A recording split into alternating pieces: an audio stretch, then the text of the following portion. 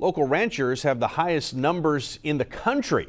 Roland Rodriguez is at the Texas A&M AgriLife Research and Extension Center this morning. And Roland, how did it happen and how does it affect us? Good morning, guys, and good morning, South Texas. Thanks to all the rain we received over the past few years, cattle ranchers have been able to feed their cattle. And unfortunately for those who love steak and hamburger, the retail prices with the expanding herd, well, they won't be changing anytime soon. AgriLife Extension beef cattle specialist Dr. Joe Pascal says Texas has the largest cow herd in the U.S., including cattle and calves and dairy cattle, right around 94 million head.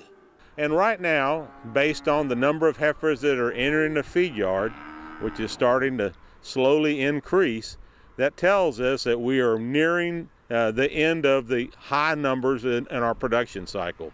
The retail price of ground beef, much of which come from older cows culled from herds, averaged $3.76 a pound nationwide last month, while choice sirloin steak averaged $8.53 a pound. Now you won't see any sort of a difference in terms of prices either at the auction barn or at the grocery store for probably a couple of years. Because it takes a while for prices to catch up with what's going on in the production cycle. So why does the production cycle take so long? Well, the reason why it takes 10 to 12 years is because it takes about 4 to 5 years for a calf that's born today to raise a calf that's ready to go into the food chain. And so it takes a while for the price cycle and the production cycle they're offset just by a couple of years. For the first time in decades, we have a situation where both domestically and our export markets, demand for beef has been very good. This year it's projected that we're going to produce about 27 billion pounds.